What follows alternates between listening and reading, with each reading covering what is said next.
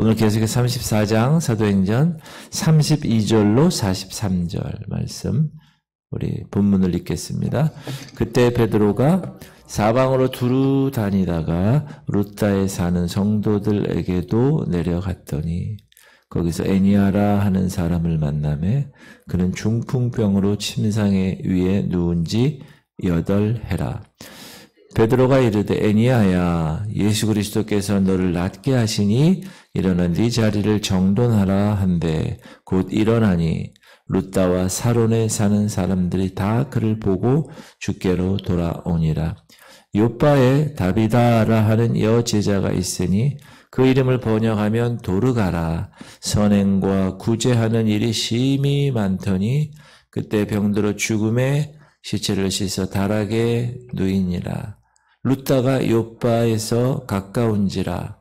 제자들이 베드로가 거기서 있음을 듣고 두 사람을 보내어 지체 말고 와 달라고 간청하여 베드로가 일어나 그들과 함께 가서 이르매 그들이 데리고 다락방에 올라가니 모든 과부가 베드로 곁에 서서 울며 도르가가 그들과 함께 있을 때 지은 속옷과 겉옷을 다 내보이거늘 베드로가 사람을 다 내보내고 무릎을 꿇고 기도하고 돌이켜 시체를 향하여 이르되 다비다야 일어나라 하니 그가 눈을 떠 베드로를 보고 일어나 앉는지라. 베드로가 손을 내밀어 일으키고 성도들과 과부들을 불러들여 그가 살아난 것을 보이니 온 요파 사람이 알고 많은 사람이 주를 믿더라. 베드로가 요파에 여러 날 있어 시몬이라 하는 무두장의 집에서 머무니라. 우리가 그동안에 그 사울 청년 그리고 그가 어떻게 회심을 하고 주님을 만나는지 회심 후에 어떻게 살아갔는지에 대해 공부했는데 오늘은 베드로입니다. 주인공 베드로. 오늘 보니까 베드로는 예수님의 제자, 수제자답게 교회 핍박과 환난 가운데서도 사방으로 두루 다니면서 이곳저곳의 교회를 보살피고 있었습니다. 그때 베드로가 사방으로 두루 다니다가 아마 베드로는 어떤 삶을 살았는가? 베드로 귀에는 항상 언제나 예수님이 마지막 자신에게 들려준 그 말씀 뭐죠? 요한의 아들 시몬아 네가 이 사람들보다 나를 더 사랑하느냐 이렇게 3번씩 물었던 그 주님의 음성이 그로 하여금 대제사장의 뜰에서 주님을 3번씩이나 부인한 자기의 부끄러운 행동과 조화가 되어서 부지런히 양무리를 돌보아 가지 않았을까? 내 양을 치라. 내 양을 먹이라. 주님의 마지막 부탁한 항상 그걸 생각했을 것 같아요. 그래서 열심히 오늘도 사방으로 두루 다니면서 양무리를 치는 베드로 그는 자신의 이 같은 태도를 이제 거울 삼아 훗날 모든 목회자들에게 베드로서를 통해서 권면합니다. 너희 중에 있는 하나님의 양무리를 치되 억지로 하지 말고 하나님의 뜻을 따라 자원함으로 하며 더러운 이득을 위하여 하지 말고 기꺼이 하며 맡은 자들에게 주장하는 자세를 하지 말고 오직 양무리의 본이 되라. 그리하면 목자장이 나타나실 때 시들지 아니하는 영광의 관을 얻으리라. 그래서 목회자의 가장 큰 첫 번째 덕목 중에 하나는 억지로 하는 게 아니에요. 목사의 사역을 억지로 하는 사람이 있어요. 가끔 보면. 그럼 본인도 불행하고 주님이 보시기에도 얼마나 안타까울까. 억지로 하는 것이 아니라 하나님의 뜻을 따라 자원하여 그렇게.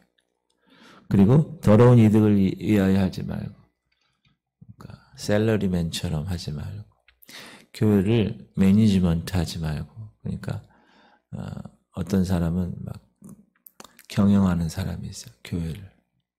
11조 많이 내는 사람은 특별히 만나서 같이 막 시간을 갖고 밥도 먹고 어디 다니기도 하고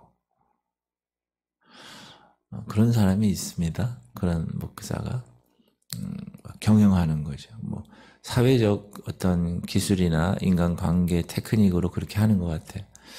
저는 아니라고 봐요. 그냥 묵묵하게 주님의 말씀에 순종해서 말씀대로 주님의 뜻을 구하며 하면 재정적인 문제, 또 교회의 모든 문제는 다 주님이 해결해 주신다.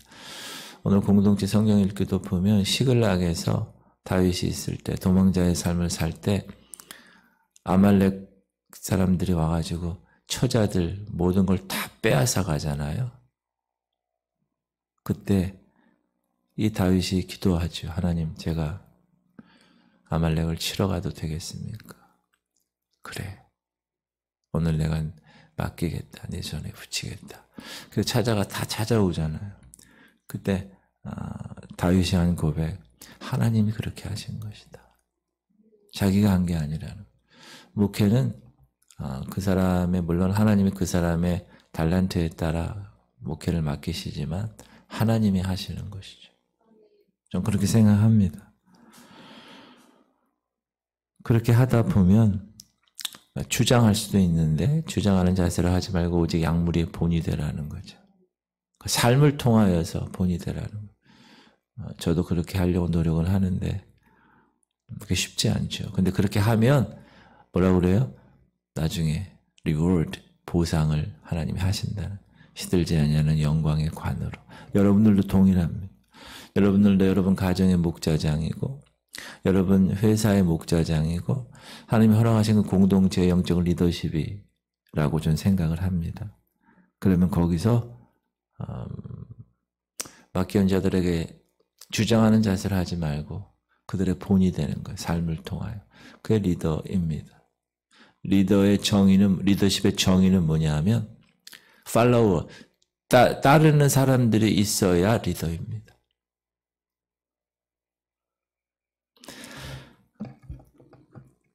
33절 본문에 보면 애니아란 성도가 나옵니다.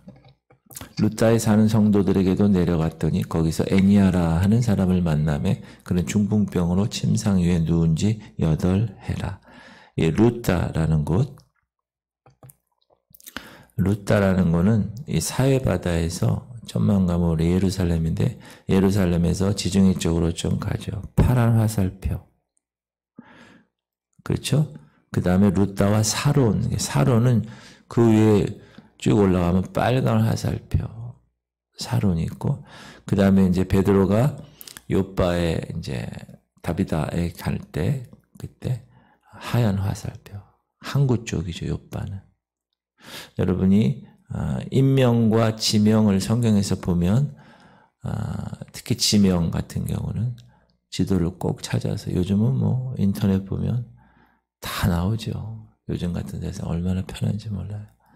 꼭 기억하시고. 지금 루타에 누가 있다고요? 애니아.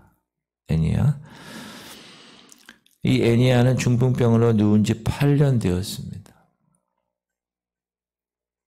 베드로는 여러 교회를 돌보던 중에 루타에 오게 되었는데 거기서 이 8년 된 중풍병자 애니아를 만나게 된 것입니다. 애니아가 이곳에 등장하는 이유, 성경이 왜 어떤 사람을 등장시키는 이유가 있죠. 그 이유는 뭐냐? 베드로가 주님의 권능으로 그 사람을 일으켰다. 중풍병자를 일으켰다. 그것이 아니라 그걸 그 애니아라는 사람을 통해서, 그가 고침받음을 통해서 루타와 사론에 있는 사람들이 다 그를 보고 주께로 돌아왔다는 사실을 밝히려고 성경에 기록했다는 것입니다.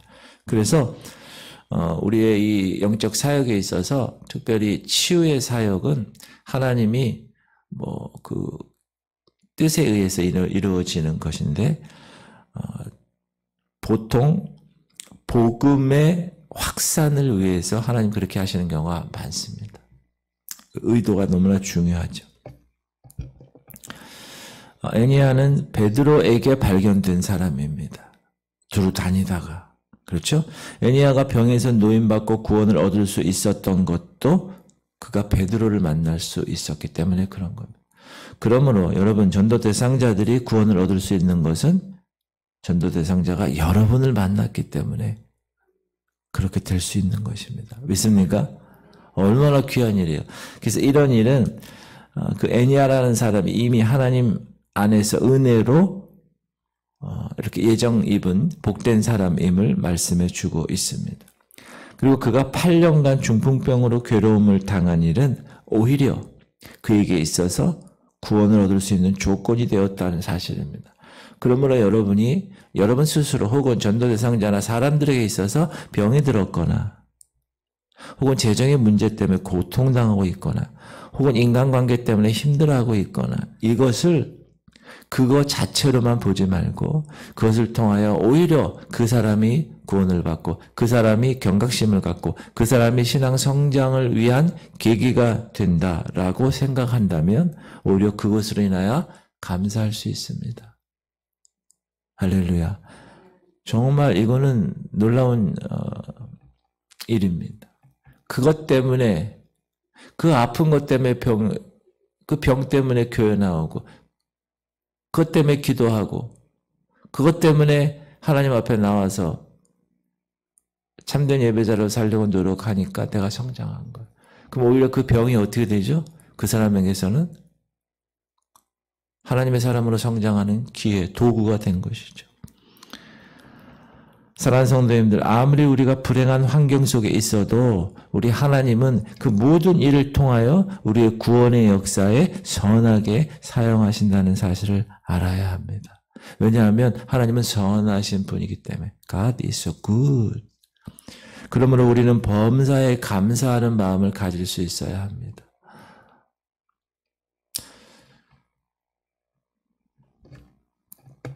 베드로는 애니아에게 이렇게 말하죠. 34절 베드로가 이르되 애니아야 예수 그리스도께서 너를 낫게 하시니 일어나 네 자리를 정돈하라 한데 곧 일어나니. 베드로는 이 애니아를 보는 순간 주님의 섭리를 알아차린 영감으로. 그래서 하나님이 이 사람을 낫게 하고 원하시는구나. 그리고 그 애니아에게도 능히 베드로를 통해서 자기 병에서 일어날 수 있는 믿음을 갖고 있었다.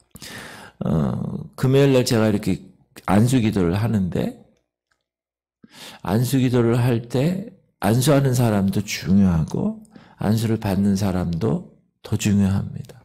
믿음을 가지고 말씀을 여러분이 들을 때 말씀을 준비하고 하는 사람도 너무 중요하지만 말씀을 듣는 자가 더 중요합니다. 그것을 믿음과 결부시켜야 그 말씀이 능력이 되고 믿음과 결부시켜야 안수할 때 치유가 되고 믿음과 결부시킬 때 그 모든 것이 자기에게 적용이 되기 때문에 그렇습니다.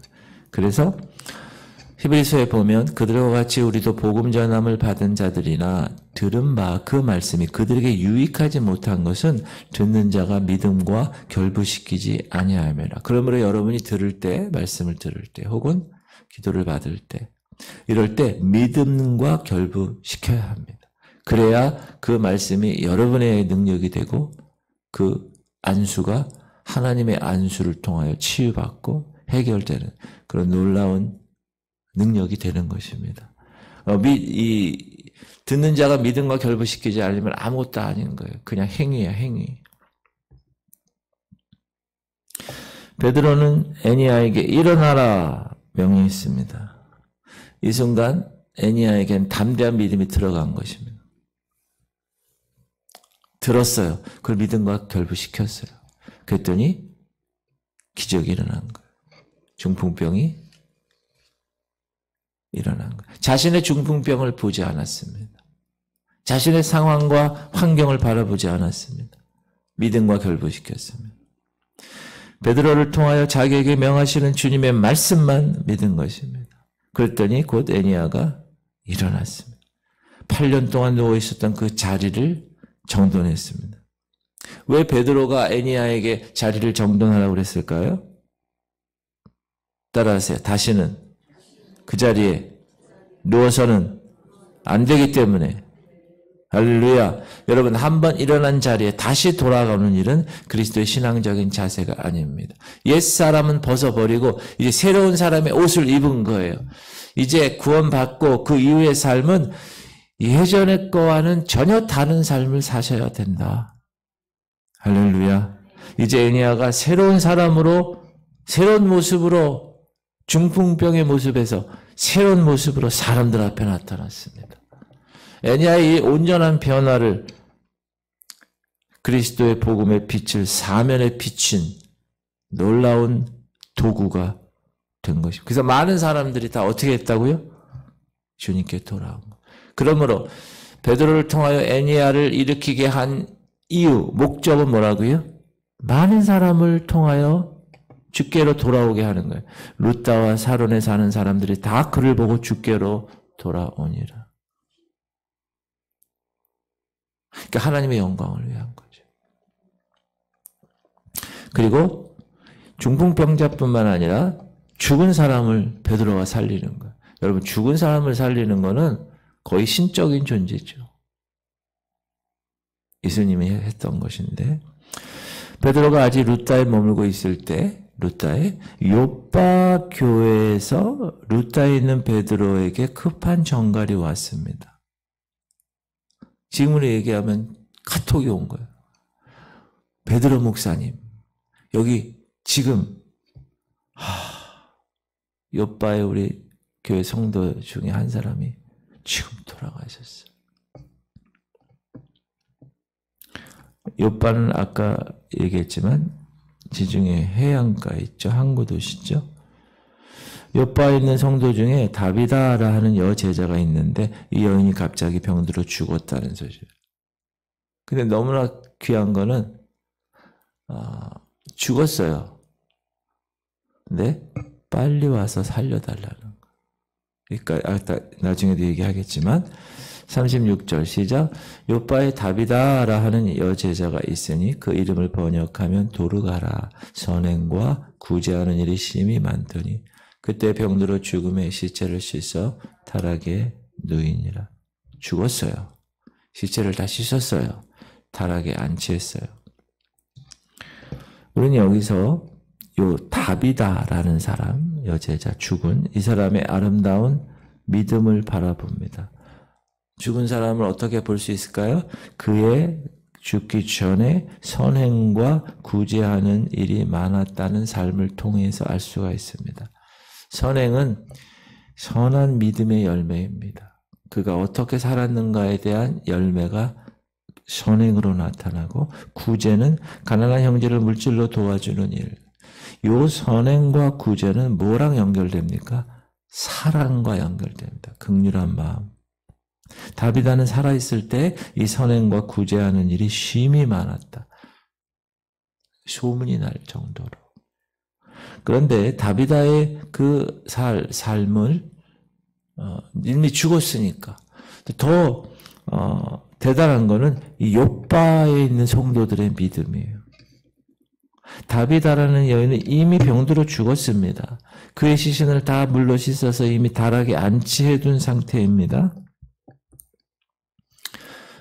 루다가 요빠에서 가까운지라 제자들이 베드로가 거기 있음을 듣고 두 사람을 보내어 지체 말고 와 달라고 간청하여 베드로가 일어나 그들과 함께 가서 이르매 그들이 데리고 다락방에 올라가니 모든 과부가 베드로 곁에 서서 울며 도르가가 그들과 함께 있을 때 지은 속옷과 겉옷을 다 내보이고, 그 당시는 옷이 너무 중요했는데 귀한 건데 그것을 받은 사람들이 그걸 보이면서 이렇게 선행과 구제를 많이 한 사람인데 살려주셔야 되잖아요. 이렇게 베드로 목사님에게 부탁을 한 거죠.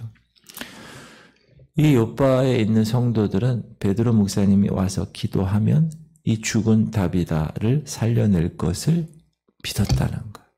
대단한 믿음이죠. 보통 사람 죽으면 어떡하죠? 목사님 장례 치러주세요. 이러지 와서 살려주세요. 이런 경우는 없잖아요. 거의. 근데 요빠 성도들은 그러지 않았다. 그 베드로가 급히 달려가서 사랑 성도들을 다 내보내고 무릎을 꿇고 기도를 했습니다. 기도 가운데 응답을 받았겠죠. 그리고 다비다의 시체를 향하여 다비다야 일어나라. 시작. 베드로가 사람을 다 보내고 무릎을 꿇고 기도하고 돌이켜 시체를 향하여 이르되 다비다야 일어나라 하니 그가 눈을 떠 베드로를 보고 일어나 앉는지라.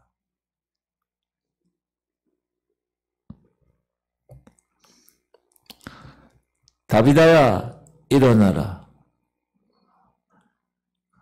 마치 예수님이 나사로 무덤에서 나사로야 나오라 그렇게 명령한 것과 같은 모습입니다. 예수님의 경우는 예수님이 창조주이시니까 살리기도 하시고 죽이기도 하시니까 창조주의 권능으로 나사로를 살려내셨다면 이 베드로의 경우는 예수님의 이름을 의지하여 주님의 권능으로 살려낸 것입니다. 베드로가 손을 내밀어 일으키고 성도들과 과부들을 불러들여 그가 살아난 것을 보이니 그래서 예수의 이름으로 사도행전 3장에도 그죠? 은과 금은 내게 없거니와 내게 있는 것으로 내게 주려니 곧 나사렛 예수 이름으로 일어나 걸으라 그렇게 얘기한 거죠. 그래서 여러분이 예수의 이름으로 기도하는 거예요. 예수의 이름으로. 우리가 영적 전쟁할 때도 예수의 이름으로 그들을 다 깨부시는 것이고 왜? 사망 권세를 이기신 예수님이시기 때문에 그래서 그분의 이름으로 그분의 권능으로 우리가 영적 전쟁하는 겁니다.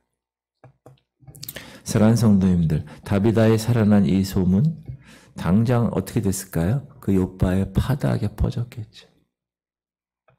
온 요빠 사람이 알고 많은 사람이 주를 믿더라. 다비다를 살아나게 한 것도 뭐죠?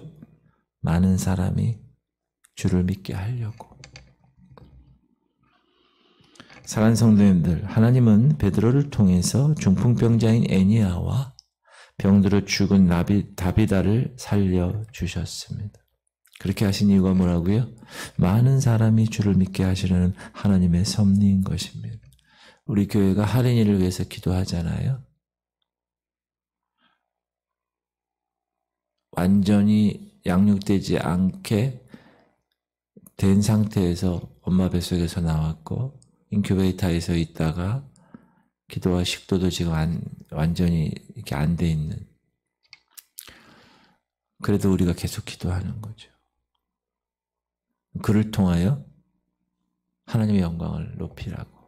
그러니까 여러분 그런 의도의 순수성, 그런 의도를 가지고 우리가 같이 공동체적으로 기도하고 그 가정을 위해서 기도할 때 하나님의 영광이 나타날 때 하나님은 그것을 통하여 주를 믿게 하시려는 하나님의 섭리를 이루시는 줄 믿습니다. 전 그렇게 생각해요.